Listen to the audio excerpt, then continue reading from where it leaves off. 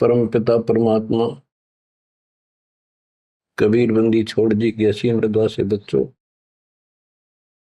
आज आप परमात्मा की महिमा सुन रहे हो। आपको इतना समय जो मिल रहा है, ये भी उन्हीं की कृपा, उन्हीं का प्रसाद है। बच्चों, आज आपको भगवान की पहचान हुई है। अभी तक हमें कुछ भी सिर पैर पता नहीं था परमात्मा कौन है। कोई जैसा भी बता देता हूँ वैसा ही मान लेते, कोई निराकार, कोई राम, कोई कृष्ण को या हनुमान जी को, या साकार कोई निराकार, कोई जैसी भी भक्ति बताता उसी को हम कर देते थे। आत्मा जब से बिछुड़ी है इस भगवान से, उसी दिन से इसकी खोज में लग गया। जो सुख वहां था वो यहां नहीं मिल रहा, उसी सुख की खोज लगी।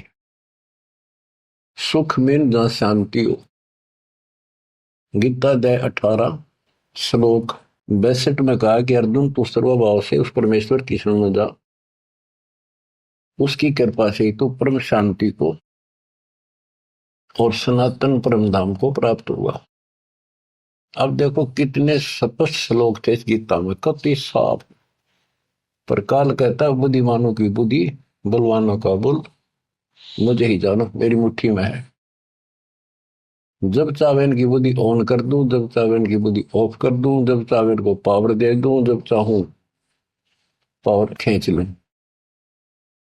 उदाहरण के लिए जैसे सीता जी का अपहरण हुआ, श्री राम रो रहे थे, इधर उधर भेजा सबको खोज करने के लिए सीता जी की। उसी दौरान पार्वती जी जाती है उसकी परीक्षा लेने के लिए, विष्णु जी है वैसे ही कोई और है। शंकर जी इनको विष्णु बताते हैं। सीता रूप धर कर खड़ी होगी उनके सामने, तो वहां बुद्धि खोल दी काल ने, उसको पहचान लिया कि तू राजा दक्ष की बेटी यहां कैसे आ गई, और अपनी सीता का पता नहीं।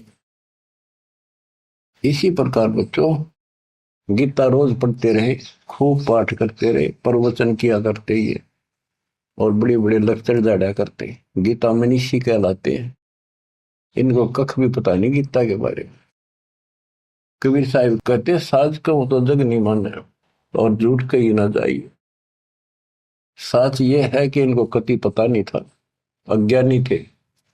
पाखंडी की पूजा जग में, संत को कह लवार, अज्ञानी को परम विवेकी, ज्ञानी को मूल गवार, निरंजन धन तेरा दरबार।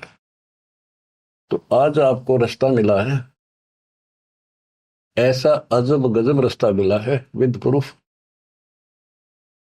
गीता अध्याय 2 से शुरू करें। 12वें श्लोक में कहा कि अर्जुन, तू और मैं और ये सब राजा लोग, सैनिक पहले भी जन्मे थे, आगे भी होंगे। ये ना सोच हम अभी अभी उत्पन्न हैं। इति सिद्धम, गीता बोलने वाला भी जन्म मृत्यु में। चौथे अध्याय के 5वें श्लोक में कहता है, तेरे और मेरे अर्जुन बहुत जन्म हो चुके, तू नहीं जानता मैं जानता। चौथे के 9वें में कहा कि मेरे जन्म और कर्म अलौकिक है। इसके कर्म कैसे अलौकिक है? किसी में प्रवेश करके अपना उल्लू सीधा कर देता है। अर्जुन में प्रवेश हुआ महाभारत के अंदर, कृष्ण में प्रवेश हुआ, गीता लिखवा दी, युद्ध के लिए डरा धमका कर तैयार किया। अर्जुन में शक्ति दे दी, वहां तो दुनिया मार डाली। फिर उसी धनुष के साथ था, बिल्लो ने पीटा जंगल में, हाथ भी ना उठा। बच्चों, ये बहुत खतरनाक काम है। समर्थ कबीर साहब की शरण आपको प्राप्त हुई है तो आपको राह मिला।